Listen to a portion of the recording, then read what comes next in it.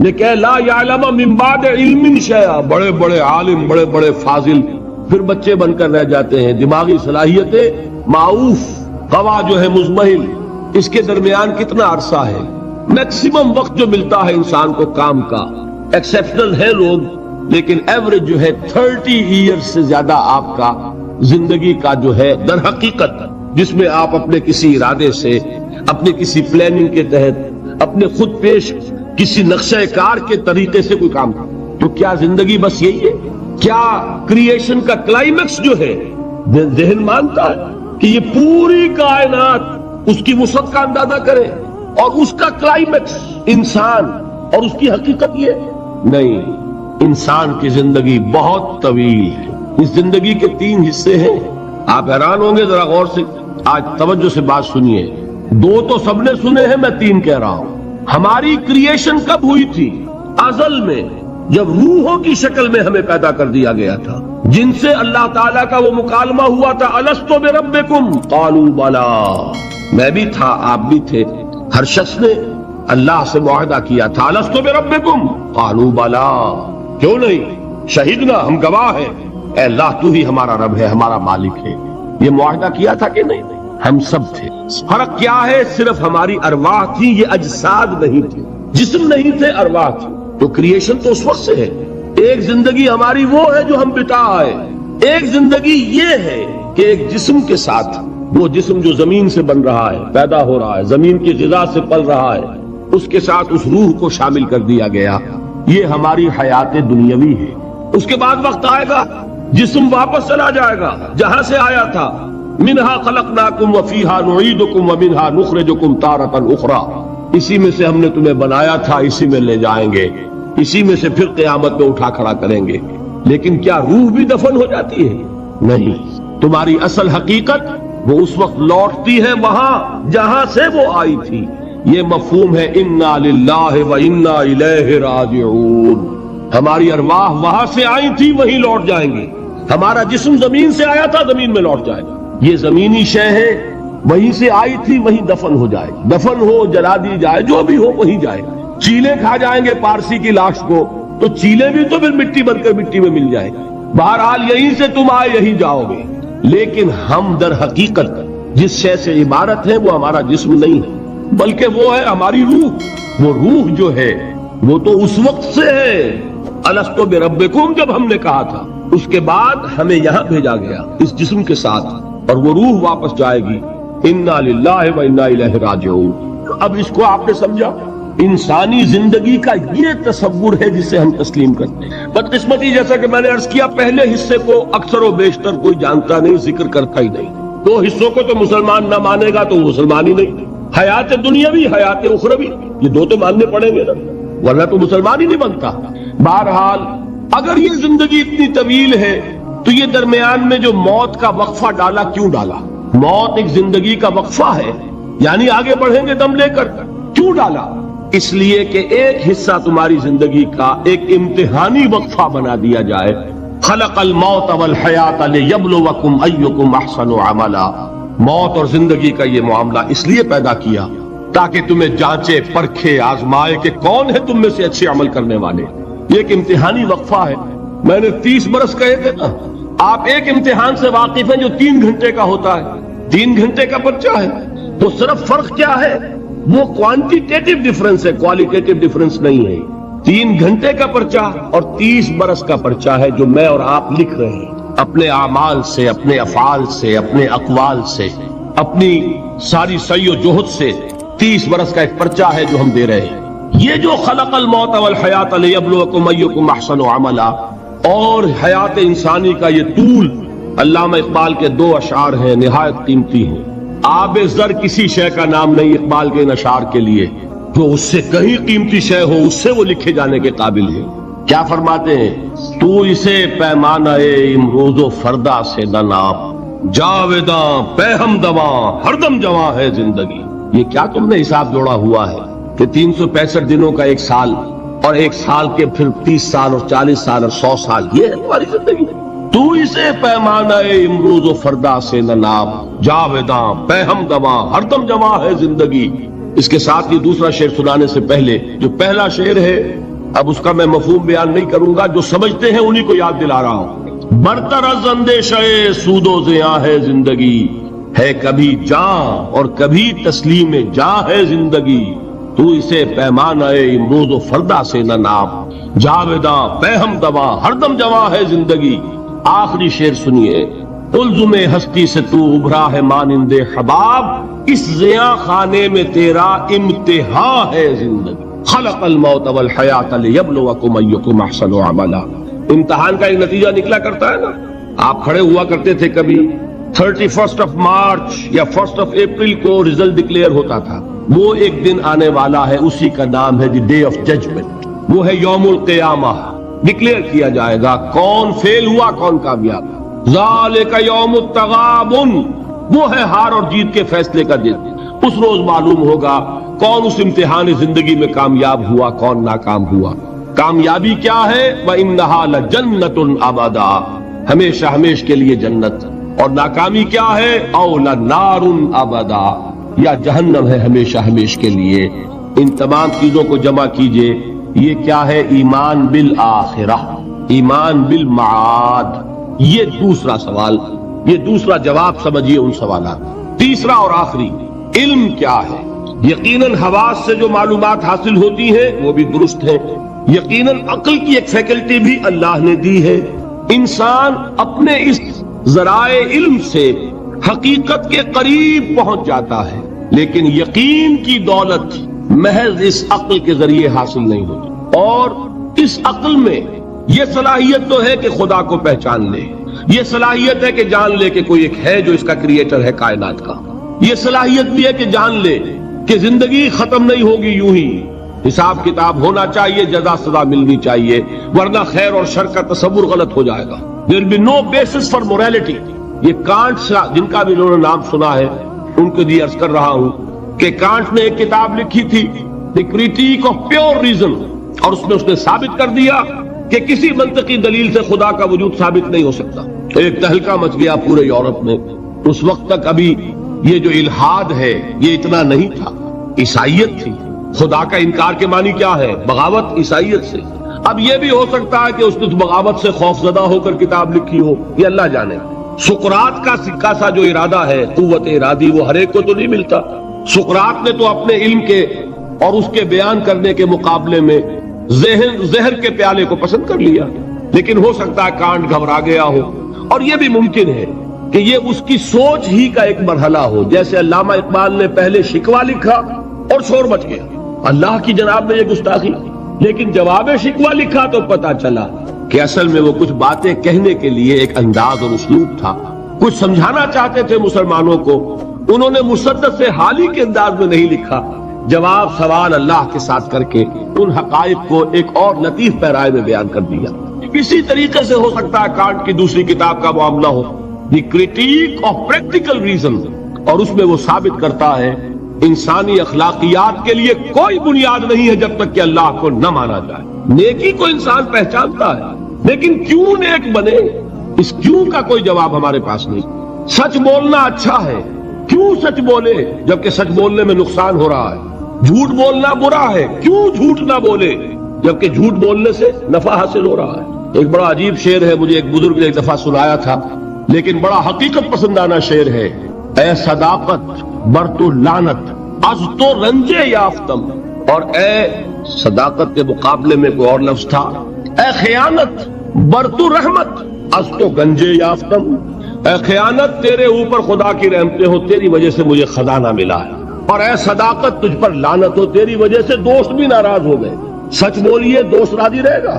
کوئی شخص سچ سن کر راضی نہیں رہتا، لوگوں کو راضی، دوستوں کو راضی رکھنے کے لیے جھوٹ بولنا پڑتا ہے۔ تو اے صداقت یا اے دیانت کہہ لیجئے، اے دیانت بر تو لعنت از تو رنجے یافتم، رنج ملا مجھے اور تو کچھ نہیں ملا، لوگ ناراض ہو گئے، غصہ ہو گئے، اور اے خیانت بر تو رحمت از تو گنجے یافتم، گنج ملا، خزانہ ملا۔ تو دنیا کی کیفیت تو یہ، پھر کیوں کوئی شخص سچ بولے، کیوں کوئی شخص جھوٹ نہ بولے، کیوں دیانت برتے، کیوں خیانت نہ کرے؟ اس کے لیے لاکھ آپ کوششیں کر لیں، پولیس کھڑی کر دیں، چوکیاں بنا دیں، جس کا داؤ چل جائے گا وہ خیانت کر ہی کرے گا۔ اس کو روکنے والی ایک شے ہے اللہ پر ایمان. یہ میں بات کس کی بیان کر رہا ہوں؟ کانٹ کی. بغیر خدا کو مانے ہوئے اخلاق کے لیے کوئی بنیاد. تو یہ ہے وہ چیز جو میں آپ کو بتا رہا ہوں کہ علم انسان کا اس کے حواس سے جو حاصل ہوتا ہے علم، سائنٹیفک علم وہی ہے. قرآن نے کبھی اس کی نفی نہیں کی. قرآن تو کہتا دیکھو، کھول آنکھ فلک دیکھ فضا دیکھ، کھول آنکھ زمین دیکھ فلک دیکھ فضا دیکھ، اور مشرق سے ابھرتے ہوئے سورج کو ذرا دیکھ. افلا ينظرون الى الابل كيف خلقت والى السماء كيف رفعت والى الجبال كيف نصبت والى الارض كيف سطحت. قرآن نے دعوت دی ہے. یہ علم بھی صحیح ہے، حقیقی ہے. پھر تعقل، تفکر، افلا تعقلون، افلا تتفکرون، افلا یعقلون، یہ سارا قرآن نے کہا. ان دونوں کو اپروو کرتے ہوئے، تسلیم کرتے ہوئے قرآن کہتا ہے اس کی لمٹ ہے. یہ علم تمہیں حقیقت کے دروازے تک تو پہنچا دے گا، اندر داخل نہیں کرے گا. بڑے پیارے الفاظ اقبال کے، گزر جا عقل سے آگے کہ یہ نور چراغ راہ ہے منزل نہیں ہے. اور کیا کبھی؟ عقل گو آستاں سے دور نہیں، اس کی قسمت میں پر حضور نہیں ہے. قریب لیکن حضور نہیں ہوگا. انسان کو حقیقت کے حضور میں حاضری اور علم الیقین کا حصول صرف وحی کے ذریعے سے ممکن ہے. اللہ نے اپنی رحمت کا اظہار فرمایا ہے.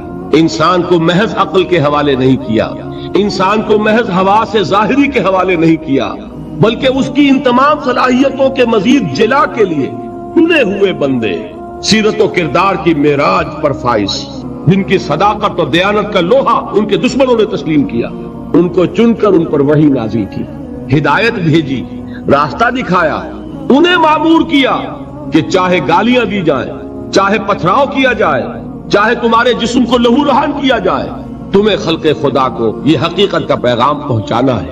جو پیغام پہنچانا ہے اس پر عمل کر کے دکھانا ہے. اگر ایک نظام دیا گیا ہے تو نظام کو قائم کر کے چلا کے دکھانا ہے. یہ جلیل القدر ہستیاں انسان تھے، نسل آدم میں سے تھے، اس میں کوئی شک نہیں. لیکن یہ جلیل القدر ہستیاں، انہیں ہم کہتے ہیں یہ انبیاء ہیں، جن کو اللہ نے چنا، جن کو پسند فرمایا. اللہ یصطفی من الملائکۃ رسلا ومن الناس.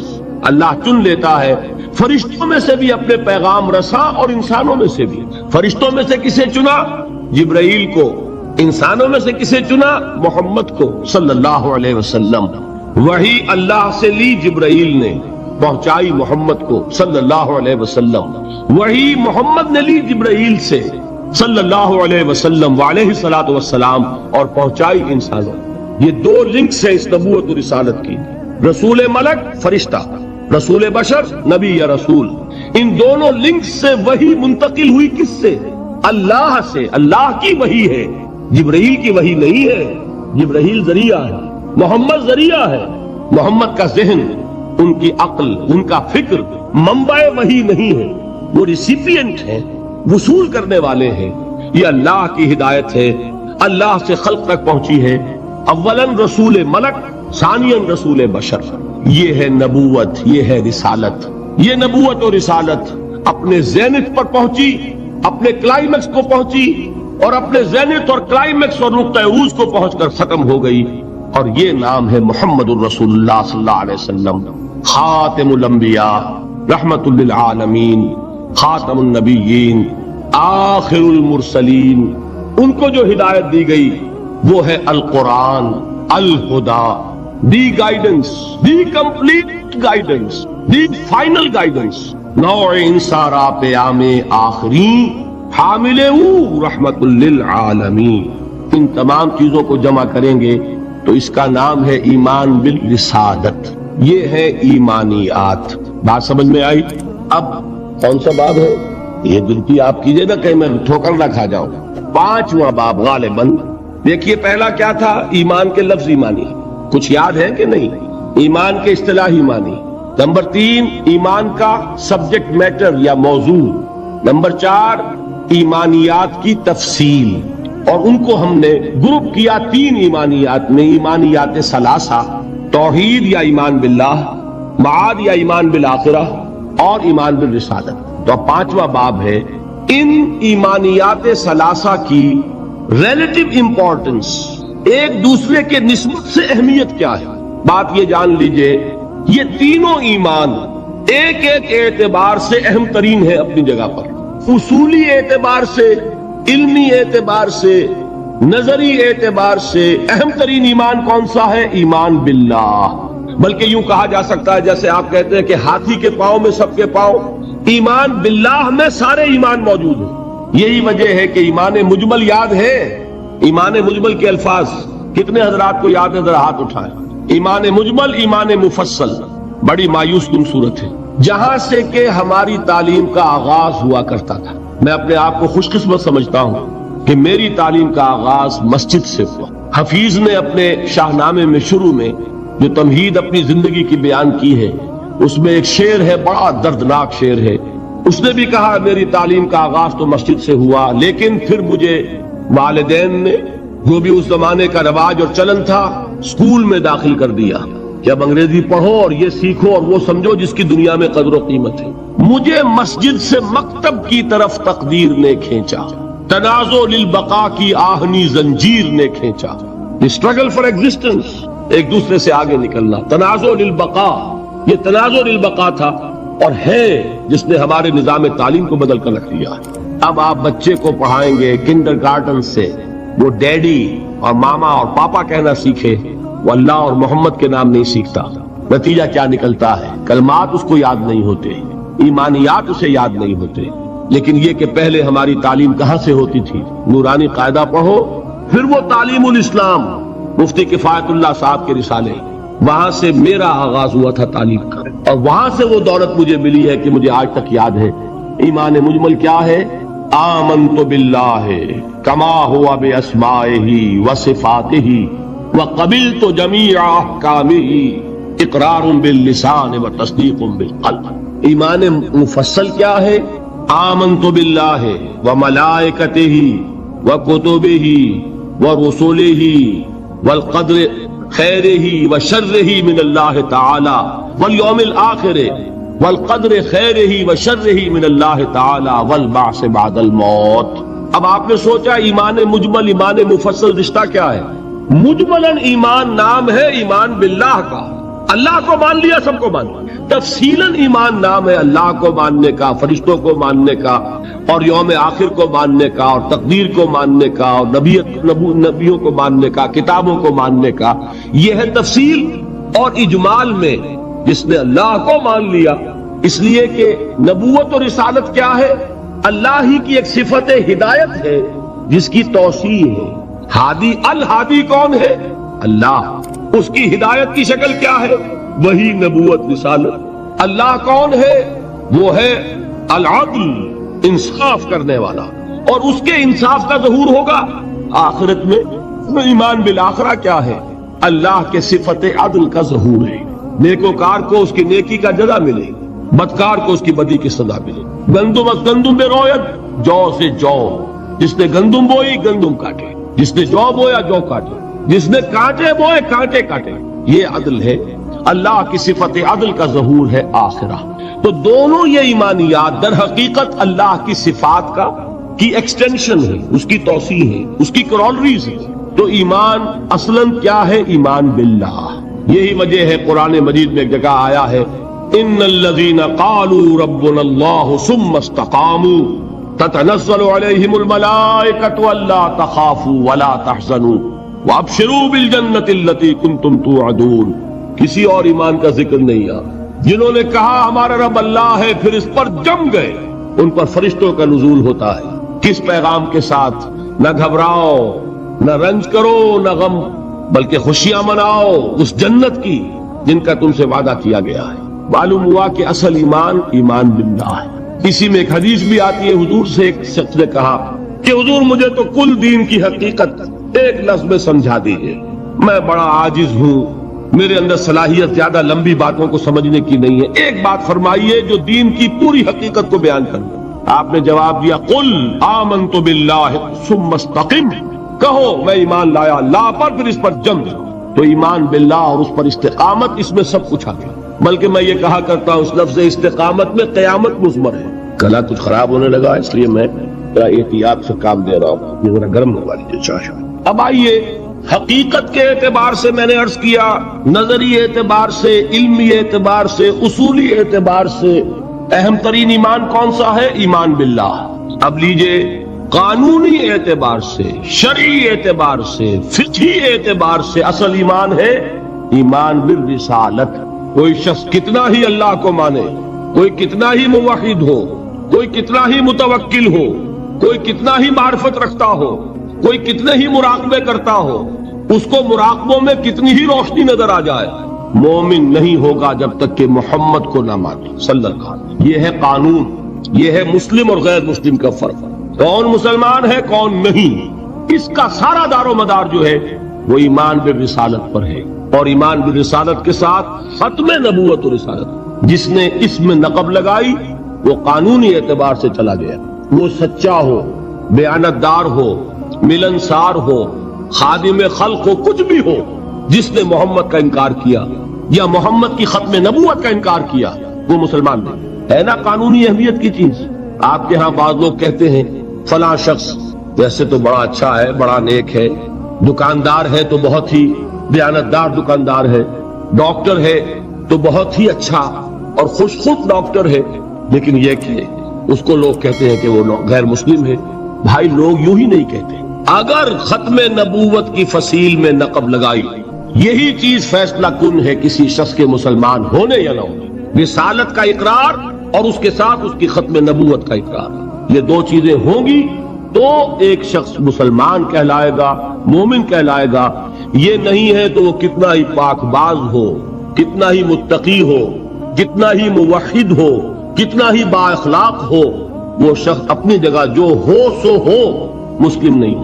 یہ ہے اہمیت ایمان بالرسالت۔ نمبر 3، عمل کے اعتبار سے، اخلاق کے اعتبار سے اہم ترین ایمان ایمان بالآخرہ ہے۔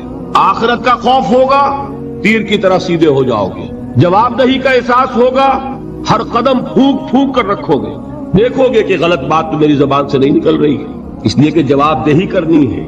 اللہ کے ہاں اکاؤنٹ فار کر سکوں گا کہ نہیں، جسٹیفائی کر سکوں گا کہ نہیں، مجھے یہ کہنے کا حق تھا کہ نہیں، میرے لیے یہ لقمہ حلال ہے کہ نہیں، میرے لیے یہ بات جائز ہے کہ نہیں۔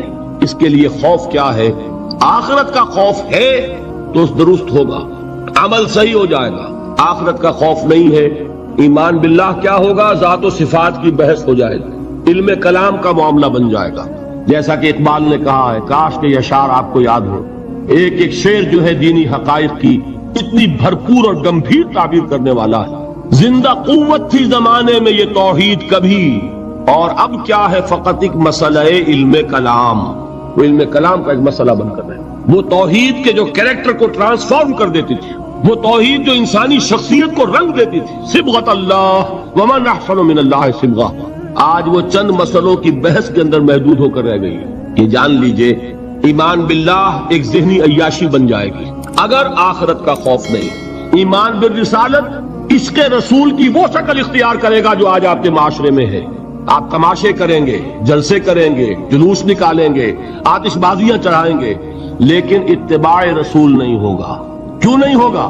کہ آخرت کا جواب دہی کا احساس نہیں۔ اگر عمل درست ہوگا تو صرف آخرت پر ایمان سے درست ہوگا۔ یہ ہے اہم ترین ایمان۔ یہی وجہ ہے ہم نے اس آخرت کے ایمان کا حلیہ بگاڑ دیا، وہ بہت اپنی جگہ پر ایک مستقل موضوع ہے۔ آخرت کے ایمان کی نفی کن کن چیزوں سے ہوتی ہے؟ ایک یہ تصور جو یہودیوں کا تھا، نحن ابناء اللہ واحباؤہ، ہم تو اللہ کے بڑے چہیتے ہیں، لاڈلے ہیں، ابراہیم کی اولاد ہیں، اور ہمیں تو آگ چھوئے گی نہیں، چھوئے گی تو چند دن کے لیے، لن تمسنا النار الا ایاما معدودہ۔ معلوم ہوا کہ آخرت کو مان بھی رہے ہیں، آخرت کا خوف نہیں رہا۔ جب ہم چہیتے ہیں، لاڈلے ہیں، سیاں بے کوتوال، کاہے کا ڈر؟ لہذا ہمیں تو کوئی خوف نہیں، جہنم ہوگی دوسروں کے لیے، ہمارے لیے تو ہے نہیں۔ یہی بات ہمارے ذہنوں میں بیٹھی ہوئی ہے۔ ہم جو کچھ بھی ہیں، خار ہیں اور یہ ہیں اور وہ ہیں، لیکن تیرے محبوب کی امت میں ہے، لہذا ہمارا کلیم ہے جنت is our birth right, we have a reservation there. کون ہمیں اسے ڈپرائیو کر سکتا ہے؟ معلوم ہوا کہ آخرت پر ایمان ختم ہو کر رہ گیا اپنی تاثیر کے اعتبار سے، اس کا آپ کے کردار پر، آپ کے اخلاق پر، آپ کے عمل پر کوئی اثر مترتب نہیں ہوگا، اس لیے کہ نفی کر دی ہے اس تصور۔ اور اس پہ کوئی ایک چیز نہیں، بے شمار چیزیں ہیں۔ جس نے آخرت کا سارا خوف دلوں سے نکال لیا، اور آخرت کا خوف نہیں ہوگا تو عمل درست نہیں ہوگا، پھر عشق رسول وہ شکل اختیار کرے گا۔ کھڑے ہوئے ہیں اور نعت میں زمین و آسمان کے قلابے ملا رہے ہیں، اور شکل دیکھیے تو 12 بجے ہوئے ہیں۔ سنت رسول صلی اللہ علیہ وسلم کی توفیق نہیں ہے، لیکن عشق رسول کے وہ بلند باغ دعوی ہیں کہ معلوم ہوتا ہے کہ اپنی جان اور تن اور من اور دھن سب کچھ ابھی نچھاور کر دیں گے، لیکن یہ ہے کہ رسول کا اتباع نہیں کر سکتے، رسول کے نقش قدم پر نہیں چل سکتے۔ قرآن پر ایمان کے دعوی ہیں، اور قرآن جس شے کو حرام ٹھہرا رہا ہے اسے اپنے لیے جائز کیا ہوا ہے۔ اللہ کے رسول فرماتے ہیں ما آمن بالقرآن من استحل محارمہ، جو قرآن کی حرام کردہ کسی شے کو اپنے لیے حلال ٹھہرا لے اس کا قرآن پر کوئی ایمان نہیں۔ یہ سب کچھ کیوں ہے؟ آخرت کا خوف ہے۔ قرآن مجید میں پہلی وحی جو آئی تھی اقرا، ان 5 آیات کے بعد 3 آیات ہیں۔ کاش کہ کوئی، جو میں نے آپ کو پہلے بتایا اس فلسفی کا نام جس نے 2 کتابیں لکھی کانٹ، کاش کہ کوئی اسے یہ 3 آیات پڑھا دیتا۔ اقبال نے کہا تھا نا نیٹشے کے بارے میں، اگر ہوتا وہ مجذوب فرنگی اس زمانے میں تو اقبال اس کو سمجھاتا مقام کبریا کیا ہے۔ اگر کانٹ کہیں ہوتا اور اسے یہ 3 آیات کوئی پڑھا دیتا، کلا ان الانسان لیطغی، انسان میں بغاوت، سرکشی، تعدی، ظلم یہ پیدا ہو ہی جاتا ہے، دست درازی کر بیٹھتا ہے، دوسروں کا حق مار بیٹھتا ہے۔ کیوں؟ الراہ استغنا، کہ وہ دیکھتا ہے کوئی پکڑ نہیں ہے۔ اگر میں انگارہ ہاتھ میں پکڑوں ہاتھ جل جائے گا، اگر زبان پر رکھوں زبان جل جائے گی، جھوٹ بولوں کچھ نہیں ہوگا، چھالا بھی نہیں پڑے گا، جلنا تو بہت دور کی بات ہے۔ میں حرام خوری کر رہا ہوں، مجھے کوئی تکلیف نہیں پہنچ رہی، پھل رہا ہوں، پھول رہا ہوں، پھیل رہا ہوں، میری عزت بڑھ رہی ہے، لوگ میرے سے جھک کر مل رہے ہیں۔ سب کو معلوم ہے کہ حرام سے کما رہا ہوں، سب کو معلوم ہے اسمگلر ہوں، سب کو معلوم ہے بلیک مارکیٹیئر ہوں، لیکن پیسہ ہے میرے پاس، بڑے بڑے لوگ آتے ہیں، علماء آتے ہیں اور وہ مجھ سے ہاتھ ملاتے ہیں، تو مجھے کیا ضرورت پڑی ہے کہ میں حرام خوری چھوڑوں؟ ہے نا یہ بات؟ دنیا میں ان افعال کا نتیجہ نہیں نکل رہا۔ یہ ہے وجہ کہ جس کی وجہ سے انسان سرکشی میں، تعدی میں، ظلم میں، غلط کاری میں، حرام خوری میں بڑھتا چلا جاتا ہے۔ اس کا علاج کیا ہے؟ ان الی ربک الرجعی، یقیناً تیرے رب کی طرف لوٹ کر جانا ہے۔ دیر ضرور ہے، اندھیر نہیں ہے، بدلہ مل کر رہے گا، ہر ایک کو اپنے کیے کا پورا پورا بدلہ۔ ایک میں آپ کو خطبہ سناتا ہوں، نہج البلاغہ کا جو بھی مرتب ہے اس نے حضور کے کچھ خطبات بھی جمع کیے۔ حضور کا ایک سادہ سا خطبہ ہے، اس سے آپ کو اندازہ ہوگا ایمان بالآخرہ پر کس درجے حضور نے زور دیا ہے۔ واللہ لتموتن کما تنامون، خدا کی قسم تم سب کے سب مر جاؤ گے جیسے روزانہ رات کو سو جاتے ہو۔ ثم لتبعثن کما تستيقظون، پھر تمہیں اٹھا لیا جائے گا جیسے روزانہ صبح کو بیدار ہو جاتے ہو۔ ثم لتحسبن بما تعملون، پھر تمہارا حساب کتاب لیا جائے گا ان اعمال کا جو کر رہے ہو۔ ثم لتجزون بالاحسان احسانا وبالسوء سوءا، اور پھر تمہیں لازماً بدلہ مل کر رہے گا، بھلائی کا بھلا بدلہ اور برائی کی بری سزا۔ اور وہ کیا ہے؟ وَإِنَّهَا لَجَنَّةٌ أَبَدًا أَوْ لَنَارٌ أَبَدًا، یا آگ ہے ہمیشہ ہمیش کے لیے اور یا جنت ہے ہمیشہ ہمیش کے لیے۔ یہ زور ہے کلام نبوی میں اس ایمان بالآخرہ کے لیے۔ قرآن مجید میں آپ دیکھیں گے آخری پارے کی وہ صورتیں جو ابتدا میں نازل ہوئی ہیں، سارا زور آخرت پر۔ القارعہ ما القارعہ وما ادراک ما القارعہ یوم یکون الناس کالفراش المبثوث وتکون الجبال کالعہن المنفوش فاما من ثقلت موازینہ فہو فی عیشۃ راضیہ واما من خفت موازینہ فامہ ہاویہ وما ادراک ما ہی نار حامیہ۔ میں ایک مثال دے رہا ہوں، الحاقہ ما الحاقہ وما ادراک ما الحاقہ اما یتساءلون عن النبأ العظیم الذی هم فیہ یختلفون کلا سیعلمون ثم کلا سیعلمون۔ سارا زور آخرت پر، اس لیے کردار بنتا ہے اس آخرت پر یقین کے نتیجے، عمل درست ہوگا اس آخرت پر یقین کے نتیجے میں۔ تو ایمانیات ثلاثہ کی ایک دوسرے کے ساتھ جو نسبت و تناسب ہے اہمیت کے اعتبار سے، اس کے لیے یہ الجبرے کے فارمولے کی طریقے سے یہ حقیقت ذہن نشین کر لیجئے۔ علمی، اصولی، نظری، علمی اعتبار سے اصل اہمیت ایمان باللہ کی ہے، قانونی، فقہی، شرعی اعتبار سے اصل اہمیت ایمان بالرسالت کی، اخلاقی، عملی اعتبار سے اصل اہمیت ایمان بالآخرہ کی۔ یہ میرا گفتگو کا 5واں باب ختم ہوا۔ اب ہے اہم ترین باب، چھٹا باب، ایمان کے دو درجے، یوں تو ایمان کے درجات بے شمار، ایک ایمان میرا اور آپ کا، ایک ایمان ابو بکر اور علی کا رضی اللہ تعالی عنہما، کوئی نسبت و تناسب ہے؟ کتنے درجے ہوں گے؟ وہ درجات گنے نہیں جا سکتے، ناممکن۔ لیکن جان لیجئے کہ ان کو دو بڑے بڑے حصوں میں ہم تقسیم کر دیں۔ ایک ایمان ہے قانونی ایمان، اسی کے لیے ایک اصطلاح ہے اسلام۔ ایک ایمان ہے حقیقی ایمان، جس کے لیے ایک دوسرا لفظ ہے یقین۔ ان دو چیزوں کو علیحدہ علیحدہ سمجھیں۔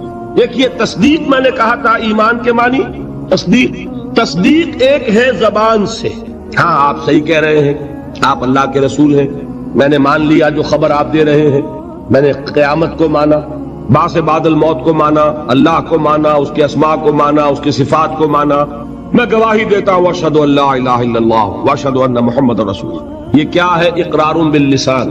اس کا نتیجہ کیا نکلا؟ کوئی ہندو ہو، سکھ ہو، پارسی ہو، عیسائی ہو، بدھ مت کا ماننے والا ہو، پھر یہ چوڑا ہو، چمار ہو، کسے باشد، آج یہ جملہ زبان سے نکالے، وہ دفعتاً کیا ہو گیا؟ مسلمان۔ کوئی یہاں لمبا چوڑا سفر نہیں ہے، مسلمان ہونے کے لیے کوئی لمبے چوڑے ریچولز نہیں ہیں، کوئی لمبی چوڑی رسومات کا سلسلہ نہیں ہے۔ جو شخص یہ کہہ دے اور اقرار باللسان، ہم اسے مسلمان مانتے ہیں، الا یہ نوٹ کر لیجئے، مغالطہ ہو جاتا ہے بعض لوگوں کو، الا یہ کہ بعد میں یہ معلوم ہو کہ وہ کوئی ایسی بات بھی مانتا ہے جو اسلام کی یا حضور کی دی ہوئی بنیادی تعلیمات کے خلاف ہے۔ جب یہ معلوم ہوگا تو ہم کہیں گے نہیں بھائی تم مسلمان نہیں ہوئے، اس کا نام تکفیر ہے، پھر اس کو کافر قرار دیا جائے گا۔ مثال دوں آپ کو، ایک شخص کہتا ہے اشہد ان لا الہ الا اللہ واشہد ان محمد رسول اللہ، ہو گیا مسلمان۔ بعد میں کہتا ہے میں نے آخرت کا اقرار کب کیا تھا؟ میں نے تو اللہ کو مانا، رسول کو مانا، یہ آخرت تو میں نے نہیں مانی۔ اب کیا کہیں گے آپ؟ اس کو مسلمان مانیں گے کہ نہیں؟ یہ تکفیر ہے۔ جب تک ہمیں معلوم نہیں کہ وہ آخرت کا منکر ہے، صرف کلمہ شہادت کی بنیاد پر اسے مسلمان مانا جائے گا۔ لیکن جب معلوم ہوا کہ وہ آخرت کا منکر ہے، اب اس کی تکفیر ہو جائے گی کہ نہیں تو مسلمان نہیں ہو، کافر۔ بالکل اسی طرح جب تک ہمیں معلوم نہیں کہ کوئی شخص جو کلمہ شہادت پڑھ رہا ہے وہ ختم نبوت کا منکر ہے، اس وقت تک وہ مسلمان مانا جائے گا۔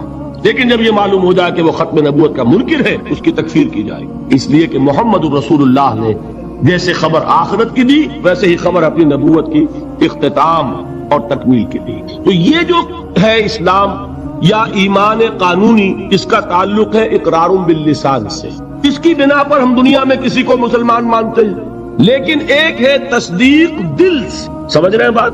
یہ دل سے تصدیق ہوگی تو حقیقی ایمان ہوگا۔ اگر دل سے تصدیق نہیں ہے، زبان سے تصدیق ہے، تو اسلام تو ہو جائے گا، ایمان نہیں ہوگا۔ بات سمجھ میں آئی؟ تو ایک ایمان کا قانونی درجہ ہے۔ اچھا، دل کی تصدیق کی بات ایسی ہے، ہر شخص سمجھ سکتا ہے، اس کو ہم ویریفائی نہیں کر سکتے۔ آج تک بھی، آج کیا تاریخ ہے؟ 12 دسمبر 1985 تک بھی کوئی آلہ ہمارے پاس ایسا نہیں جس کے ذریعے سے ہم دل میں اسے اتار کر یہ دیکھ لے کہ ایمان ہے کہ نہیں ہے۔ نہیں ہے نا؟ تو ایمان کی جو دنیا کا ایمان ہے، اس میں دل کی بات زیر بحث نہیں آئے گی۔ بات سمجھ رہے؟ مجبوری ہے ہماری، we can't know it, we can't verify it۔ ہم نے کسی کے دل میں اتر کر نہیں دیکھا۔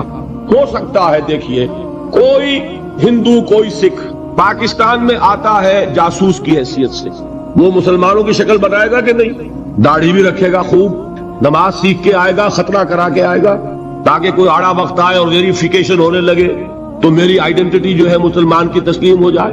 اور ہو سکتا ہے ہمارے ہاں بارڈر ایریاز میں کوئی امام مسجد بن کے بیٹھا ہوا ہو اور وہ ہندو جاسوس ہو، کیا اس کے دل میں ایمان ہے؟ نہیں، وہ بنا ہوا مسلمان ہے، لیکن ہمیں مسلمان ماننا پڑے گا۔ کیوں؟ unless you can prove it otherwise۔ آپ کے پاس کیا ثبوت ہے؟ ثبوت مل جائے گا تو آپ اسے پکڑ کر جیل میں ڈال دیں گے جاسوسی کے جرم میں۔ لیکن یہ کہ جب تک آپ کے پاس کوئی ثبوت نہیں ہے، you will have to accept him as a Muslim۔ اس لیے کہ مسلمان ہونے کے لیے قانونی طور پر ایمان کا تقاضا پورا کرنے کے لیے صرف اقرار باللسان ہے، دل کی تصدیق کو اس میں ہم کہیں زیر بحث لا ہی نہیں سکتے۔ It's impossible. یہی معاملہ اچھی طریقے سے سمجھ لیجئے۔ ایک شخص عین حالت جنگ میں، آج کل تو خیر دور سے ہوتی ہے ٹھاٹھا، لیکن یہ کہ وہ زمانہ جب کہ حضور کے زمانے میں جہاد ہوتا تھا، قتال ہوتا تھا، دو بدو جنگ ہے، تلوار ہے۔ واقعہ پیش آیا ہے بالفعل حضرت اسامہ ابن زید، جو یوں سمجھیے کہ حضور کے پوتے ہوئے۔ حضرت زید کو حضور نے منہ بولا بیٹا بنایا تھا۔ وہ تو جب سورہ احزاب نازل ہوئی اور اللہ نے فرمایا کہ اسلام میں کوئی منہ بولا بیٹا نہیں ہے، لوگ انہیں کہا کرتے تھے زید ابن محمد، حضور نے ان کو متبنہ بنایا ہوا ہے۔ پھر ان کو کہا گیا زید ابن حارثہ، تو ان کے بیٹے ہیں حضرت اسامہ، اور حضور انتہائی محبت کرتے تھے۔ ان کا یہ واقعہ ہوا، ایک جنگ میں ایک کافر کے ساتھ مقابلہ ہوا۔ حضرت اسامہ نے جبکہ بالکل وہ زد میں آ گیا، تلوار ان کی اٹھی ہوئی تھی، اس نے فوراً کلمہ پڑھ دیا، اشہد ان لا الہ الا اللہ واشہد ان محمد رسول اللہ۔ اب ان کے لیے ایک پرابلم ہو گیا، تلوار چلے یا نہ چلے۔ انہوں نے یہی سمجھا کہ یہ صرف جان بچانے کے لیے ہیلا کر رہا ہے، بہانہ کر رہا ہے، تلوار نہیں روکی، گردن اڑا دی۔ لیکن دل میں ایک دغدغہ بھی رہا کہ یہ بات پتہ نہیں میں نے صحیح کی غلط کی۔ حضور کی خدمت میں خود پیش کیا معاملے کو۔ حضور نے فرمایا اسامہ، کلمہ شہادت کے ہوتے ہوئے تمہاری تلوار کیسے چلی؟ عرض کیا حضور اس نے صرف جان بچانے کے لیے کلمہ پڑھا۔ حضور نے اس کی نفی نہیں کی، لیکن یہ فرمایا کہ اسامہ قیامت کے دن کیا جواب دو گے جب کلمہ شہادت تمہارے خلاف استغاثہ لے کر آئے گا۔ اس کلمہ شہادت اور قانونی ایمان کی یہ اہمیت ہے۔ اور مثال سننی چاہتے ہیں؟ قصر خلافت کا محاصرہ کیا ہوا ہے حضرت عثمان، 50 دن تک محاصرہ ہوا، پانی کٹا ہوا ہے، کوئی رسد جانے نہیں دی جا رہی۔ حضرت عثمان کو معلوم ہے یہ باغی ہیں، معلوم ہے کہ یہ لوگ اسلام کی صرف انہوں نے ڈھال لی ہوئی ہے، یہی ہے جو فتنہ پیدا کر رہے ہیں، لیکن وہ ڈھال قانونی ایمان کی ڈھال ہے، کلمہ شہادت ادا کر رہے ہیں۔ کوئی جرم ابھی ثابت نہیں ہو سکا، ابھی تو انہوں نے قتل نہیں کیا حضرت عثمان کو، شہید نہیں کیا، تو کسی جرم کے وقوع میں آنے سے پہلے اس کی سزا کیسے دیں؟ حضرت عثمان کا جو فیصلہ تھا، بعض لوگ ناسمجھ لوگ، کم سمجھ لوگ، بلکہ میں سمجھتا ہوں کہ نیتوں میں فطور ہے جو یہ کہتے ہیں کہ حضرت عثمان نے یہ بڑا غلط کیا، بڑی کمزوری دکھائی، معاذ اللہ ثم معاذ اللہ۔ یہ وہی تو بات ہے، حضرت عثمان تلوار کیسے اٹھائیں جبکہ وہ کلمہ شہادت کی ڈھال رکھتے ہیں؟ کیا کہا تھا انہوں نے کہ میں ہرگز اپنی تلوار کو کسی کلمہ گو کے خون سے رنگین کرنے کے لیے تیار نہیں۔ یہ مجھے شہید کرنا چاہتے ہیں کر دیں، لیکن میں اپنی جان کے تحفظ میں کسی کلمہ گو کا خون نہیں بہاؤں گا، اس لیے کہ یہ کلمے کی ڈھال بہت بڑی ڈھال ہے، جس کو کہ حضرت اسامہ، حضور فرما رہے ہیں کہ اسامہ کیا جواب دو گے قیامت کے دن جب یہ کلمہ شہادت تمہارے خلاف استغاثہ لے کر آئے۔ یہ ہے اس قانون کی اہمیت۔ قانونی ایمان اس دنیا میں انتہائی اہمیت کا حامل ہے۔ حضور نے فرمایا کہ ایک مسلمان کی جان اور اس کی آبرو اللہ کی نگاہوں میں اتنی محترم ہے جتنا کعبہ۔ یہ تو آج ہمارا حال ہو چکا ہے کہ مسلمان کے خون سے خنجر آلودہ کر رہا ہے، مسلمان کی گردنیں کاٹ رہا ہے۔ ہمارے ہاں بڑی جنگوں کو چھوڑیے جو ہو رہی ہے اس وقت، آپ دیکھیں گے کہ ہمارے ہاں، ہمارے ممالک میں، خاص طور پر پاکستان میں، چند ٹکوں کے لیے انسانی جان لی جا رہی، چھوٹے چھوٹے جھگڑے، چند روپے کا جھگڑا ہے اور انسانی جان لے لی گئی، جس کو حضور نے فرمایا کہ اس کا احترام اللہ کی نگاہ میں بالکل اتنا ہے جتنا کعبے کا احترام۔ یہ ہے اس قانونی اسلام کی اہمیت۔ لیکن یہ جان لیجئے اس قانونی ایمان کا عمل دخل صرف اس دنیا تک ہے، آخرت میں سابقہ پیش آئے گا اس ہستی سے جو ہماری طرح لاچار نہیں ہے، وہ دلوں کے حال کو جانتی ہے، علیم بذات الصدور ہے، وہ جانتی ہے یعلم ما تسرون وما تعلنون، اللہ تو جانتا ہے جو کچھ تم ظاہر کرتے ہو اور جو کچھ تم چھپاتے ہو، واللہ علیم بذات الصدور، وہ تمہارے سینوں کی کیفیت کو جانتا ہے۔ لہذا یہ قانونی ایمان کیا مانی؟ اگر صرف اقرار باللسان ہے اور تصدیق بالقلب نہیں ہے، یہ ایمان دنیا میں معتبر ہوگا، دنیا میں ایک مسلمان کی حیثیت سے تسلیم کرا لے گا، اس کو تمام لیگل رائٹس، تمام constitutional rights of a Muslim in an Islamic state, تمام legal and moral rights of a Muslim in an Islamic society, he will be entitled to everything، ہر حق اسے حاصل ہے۔ لیکن آخرت میں معاملہ ہوگا اس ایمان حقیقی کی بنیاد پر جو قلبی تصدیق کے ساتھ، تصدیق ہے تو مومن قرار پائے گا، تصدیق قلبی نہیں ہے تو مومن نہیں قرار پائے گا۔ یہ البتہ ہے اس تصدیق قلبی کے مدارج ہوں گے، یقین کی گہرائی، جیسا کہ میں عرض کر چکا، کہاں ابو بکر اور علی اور عمر اور عثمان اور طلحہ اور زبیر کہاں سلمان فارسی، کہاں ابو ذر، کہاں ان کا ایمان، کہاں ہم میں سے کسی کا ایمان، زمین و آسمان کا فرق ہوگا۔ لیکن بیسیکلی تصدیق بالقلب ہوگا تو آخرت میں ایمان جو ہے تسلیم کیا جائے گا، اور اگر تصدیق بالقلب نہیں ہے تو دنیا میں چاہے وہ مسلمانوں کا بڑا لیڈر مانا جاتا ہو، وہ مسلمانوں کا رہنما تسلیم کیا جاتا ہو، یہاں کے سینسس کے رجسٹرز میں اس کا مذہب اسلام لکھا گیا ہو، کتنی ہی بڑی سے بڑی سند لے کر وہ چلا جائے اور آپ اس کے کفن میں بھی رکھ دیں کہ یہ دنیا میں مسلمان مانا جاتا تھا، اور مسلمان ہی نہیں مسلمانوں کا قائد اور رہنما مانا جاتا تھا، یہاں کی ساری سندیں اور یہاں کے ساری سینسس رپورٹس وہاں جو ہے پرے کاہ کے برابر وقت نہیں رکھتی۔ وہاں تو ایمان ہوگا دل کا تو ایمان ہوگا تسلیم، اور اگر تصدیق قلبی نہیں ہے تو اقرار باللسان کی بنیاد پر کوئی شخص وہاں مومن نہیں مانا۔ یہی وجہ دیکھیے اس ایمان مجمل کے الفاظ کو پھر دہرائیے، کتنے جامع الفاظ ہیں۔ میں خراج تحسین ادا کرتا ہوں اس عالم کو کہ جس نے یہ الفاظ مرتب کیے، اس لیے کہ یہ الفاظ حدیث میں نہیں ہیں، یہ کسی بہت بڑے عالم اور امام بے تحقیق نہیں کر سکا کس کے ہیں، لیکن یہ کہ کوئی بہت گہرا جو معرفت ہے دین کی، دین کا فہم، جس کو کہ تفقہ فی الدین کہا گیا ہے، ایک ان ڈیپتھ انڈرسٹینڈنگ آف دین جن کو حاصل تھی، وہی یہ لفظ متعین کر سکتا ہے۔ آمنت باللہ کما ہوا باسمائہ و صفاتہ وقبلت جمیع احکامہ، آگے کیا ہے؟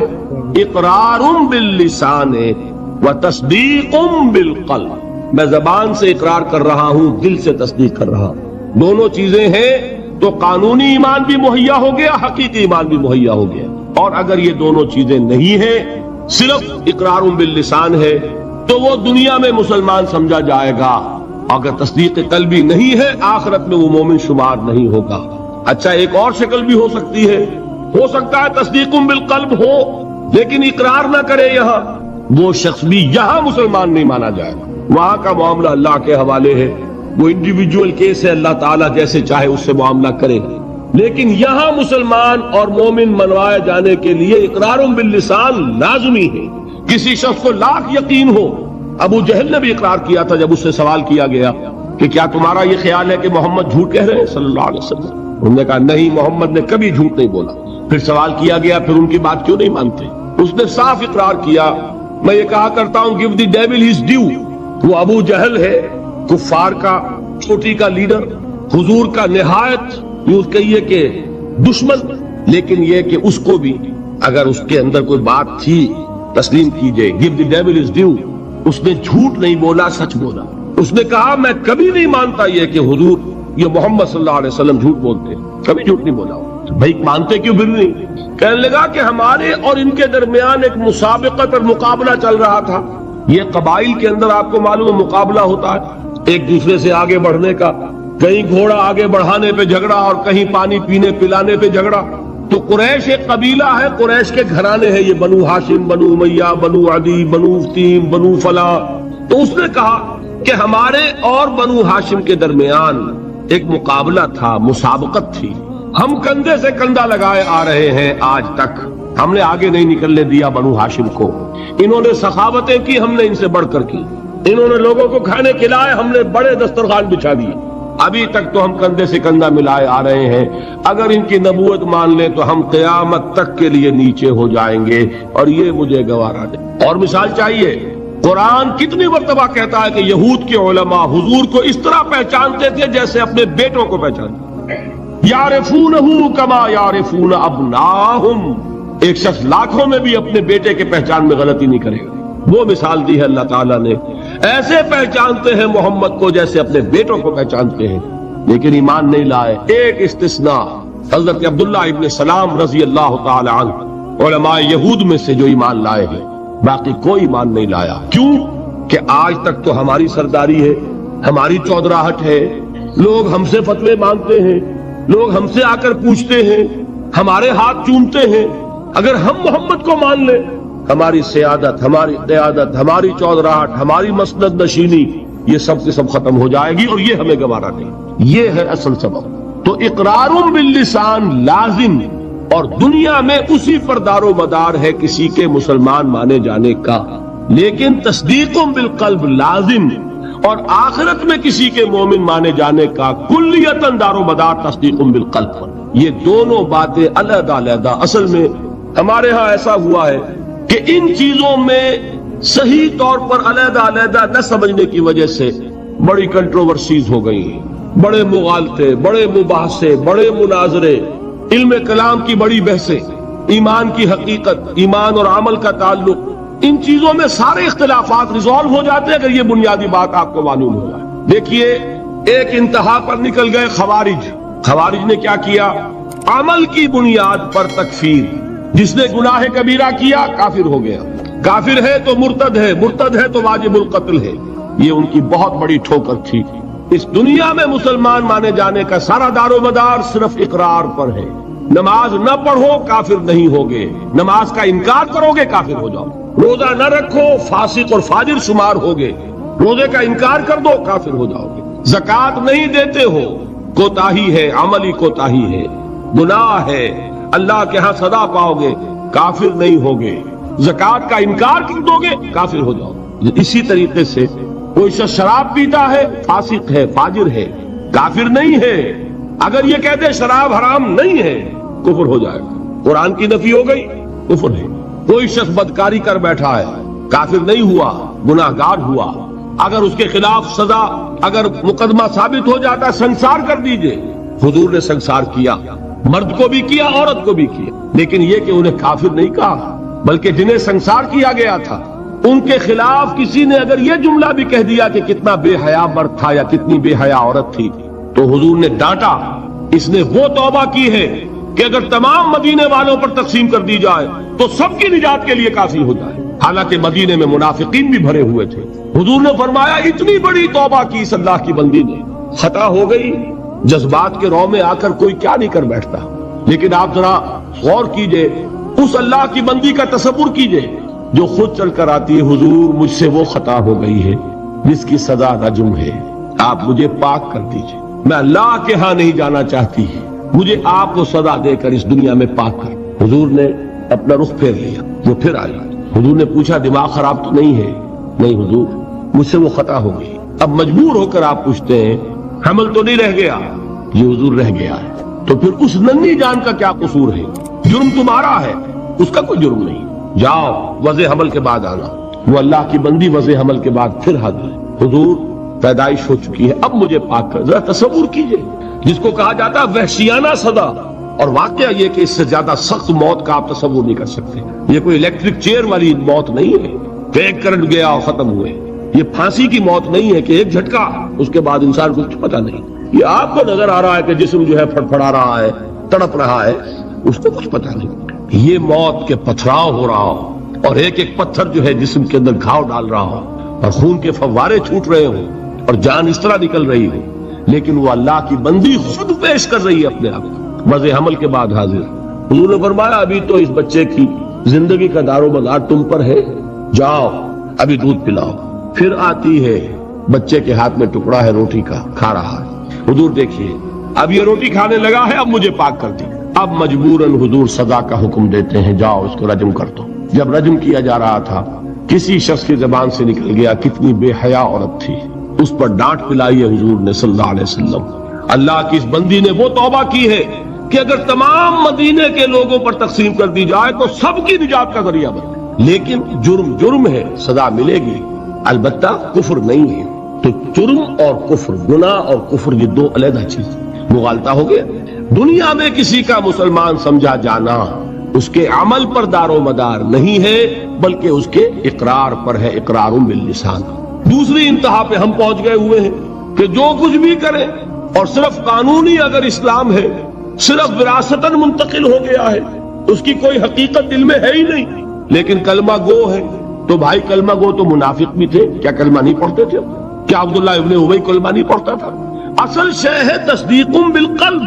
حقیقی مومن اللہ کے ہاں قرار پانا وہ کلمہ گوئی پر نہیں ہے، وہ تصدیق بالقلب پر ہے. اور تصدیق بالقلب ادنا درجے میں بھی ہوگی تو اس کا کوئی نہ کوئی اثر عمل میں ظاہر ہوگا. یہ ایمان اور عمل صالح کا وہ تعلق ہے جس پر کہ انشاءاللہ کل بحث ہونی ہے. میں نے عرض کیا تھا 2 ابواب کل زیر بحث آئیں گے.